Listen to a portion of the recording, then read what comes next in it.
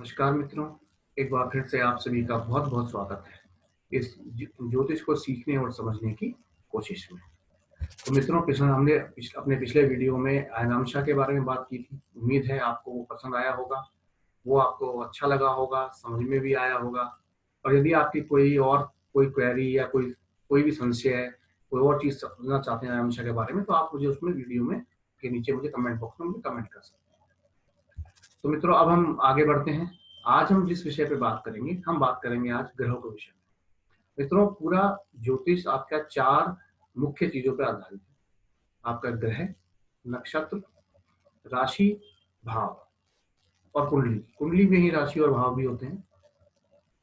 तो हम इन सबको एक एक करके समझने की कोशिश करेंगे। तो आज हम जिसको समझने की कोशिश करेंगे वो है ग्रह।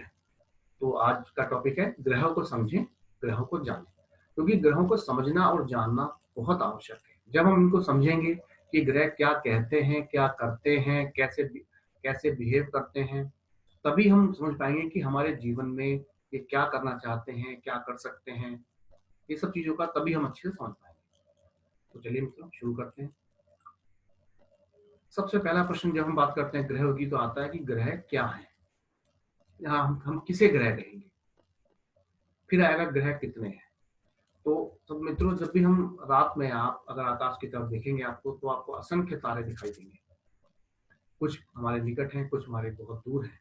तो ज्योतिष की भाषा में हम मित्रों ग्रह उसे कहेंगे जो हमें हमारी पृथ्वी से देखने पर घूमता हुआ या चलता हुआ दिखाई देगा।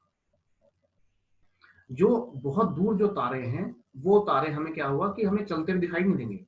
वो आप किसी भी रात में साल के किसी भी समय देखेंगे तो लगभग आपको उसी समय दिखाई देंगे। वे हमें टिमटिमाते हुए दिखाई देते हैं। लेकिन जो ग्रह हैं ये क्या है, ये हमें चलते हुए दिखाई देंगे। उदाहरण के लिए अगर आप सूर्य का उदाहरण ले लें, तो सूर्य आपको चलता हुआ दिखाई देगा। जब सूर्य उदय होता है तो पूर्व में होता है, फिर चलता हुआ शाम तक पश्चिम में आ जाता है। इस प्रकार चंद्रमा को जब देखेंगे आप रात में, चंद्रमा आपको घूमता हुआ दिखाई देगा, चलता हुआ दिखाई देगा। तो ये जब जो चलायमान है, जो चलते हुए, जो घूमते हुए चीजें हैं या पिंड हैं, उन्हें हम कहेंगे ग्रह। फिर हम आगे बात करेंगे नक्षत्रों की भी। नक्षत्र किसे कहेंगे, तो नक्षत्र में थोड़ा डिफरेंस है कि नक्षत्र जो आपको चलते हुए दिखाई नहीं देंगे, जो आपको फिक्स दिखाई देते हैं कि एक जगह फिक्स है, जो तारों का समूह। पर जब हम आगे नक्षत्र के बारे में बात करेंगे तब और गहराई से जाएंगे उसके बारे में। अभी हम ग्रह को समझने की कोशिश करते हैं। तो मित्रों, अब ग्रह समझ में आ गया। ग्रह जो हमारे धरती पे, जो हम धरती से अपनी पृथ्वी से जिसको घूमता हुआ देखते हैं, जब घूमता हुआ दिखाई देता है, उसे ग्रह कहेंगे। अब मित्रों कहेंगे ग्रह कितने हैं। मित्रों, ग्रह हैं आपके 9। कौन कौन से हैं ग्रह आपके, आगे चलते हैं। 9 कैसे हैं। 9 ग्रह मित्रों, सबसे पहले आपका सूर्य, दूसरा है आपका चंद्रमा या मून, तीसरा है आपका मंगल या मार्स, चौथा आपका बुध, मरकरी, पांचवा है आपका बृहस्पति, जुपिटर, छठा है आपका शुक्र या वीनस, सातवां है आपका शनि या सैटर्न, आठवां आपका राहु और 9वां केतु।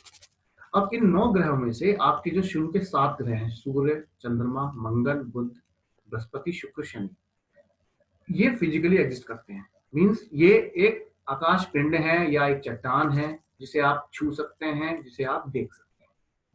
जो राहु और केतु हैं, ये राहु और केतु फिजिकल ग्रह नहीं है, मतलब इनका कोई शरीर नहीं है। शरीर तो कहना चाहिए कि ये कोई आकाश पिंड नहीं है, कोई चट्टान नहीं है, कोई पत्थर नहीं है। इनको आप छूकर नहीं देख सकते। लेकिन फिर भी ज्योतिष में इनका, राहु केतु का बहुत ज्यादा महत्व है। जब हम आगे राहु केतु के बारे में समझेंगे तब आपको समझ में आएगा कि इनका क्या महत्व है, क्यों इतने महत्वपूर्ण है। लेकिन तो यहाँ पर एक बात हमें अप्रिशिएट करनी चाहिए, हमें इस बात की सराहना करनी चाहिए कि जो हमारे पुराने ज्योतिष के ऋषि मुनि थे, जिन्होंने ज्योतिष बनाया, जिन्होंने ज्योतिष के बारे में लिखा, जो ज्योतिष की इजाद की जिन्होंने, उन्होंने इसका पता तभी लगा लिया था कि यहाँ पर कुछ है जो हमारे जीवन को प्रभावित कर रहा है। अब आपने बहुत सारे वीडियोस में देखा होगा, बहुत सारे किताबों में देखा होगा, जब भी बात आती है आपकी कि राहु केतु क्या है, तो राहु केतु कहते हैं कि राहु, सब समझाने की कोशिश करते हैं कि राहु केतु दो एक इमेजनरी पॉइंट है। और वो क्या इमेजिनरी पॉइंट है, कैसे वो बनते हैं, मैंने कोशिश की है कि मैं इसको थोड़ा सा और ज्यादा अच्छे से आपको समझा सकूं, ताकि फिर कोई कंफ्यूजन ना रहे आपके दिमाग में। चलिए चलते हैं। देखिए ये मैंने एक छोटे से एक पिक्चर यहाँ पर रखी है आपके लिए, आपको राहु केतु के विषय में समझाने के लिए, क्योंकि इसके बाद फिर आप कभी राहु केतु के विषय में आपको कभी कोई कंफ्यूजन नहीं होगी कि ये क्या है।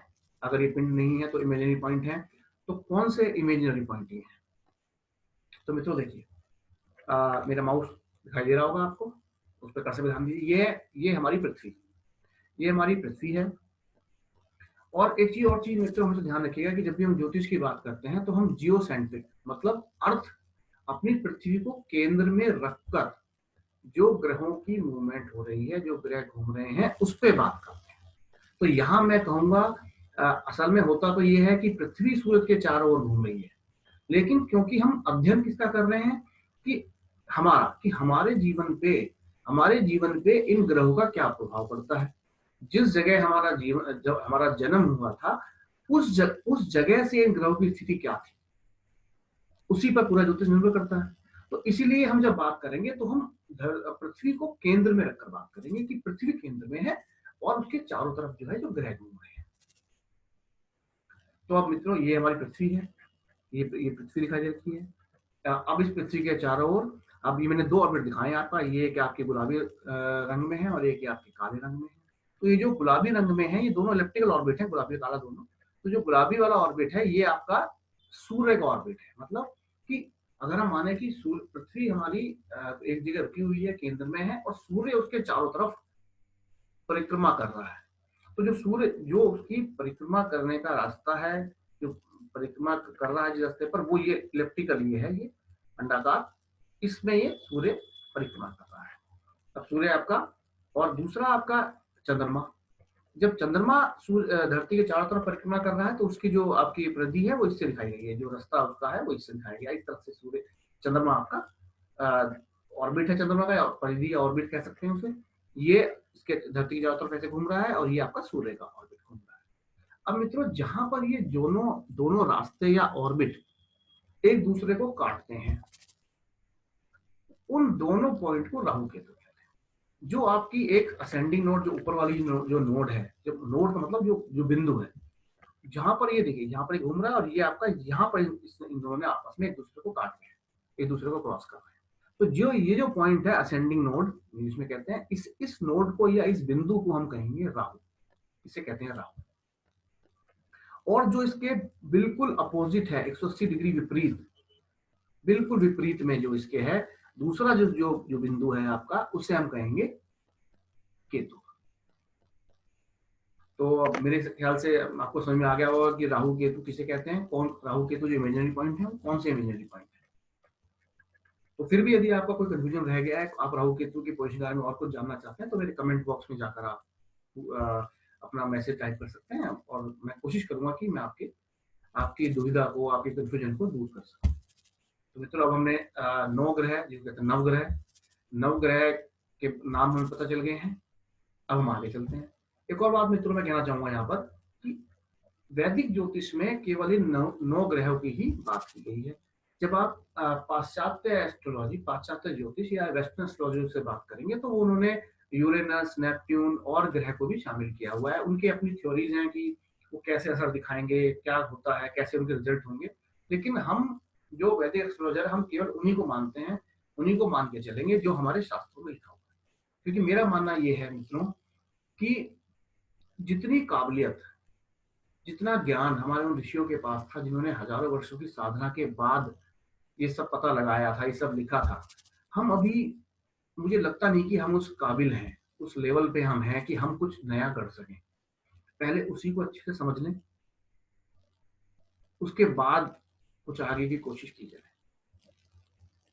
तो मित्रों इसलिए हम अभी केवल इन 9 ग्रहों पर ही ध्यान देंगे। हम मान के चलेंगे कि 9 ग्रह होते हैं।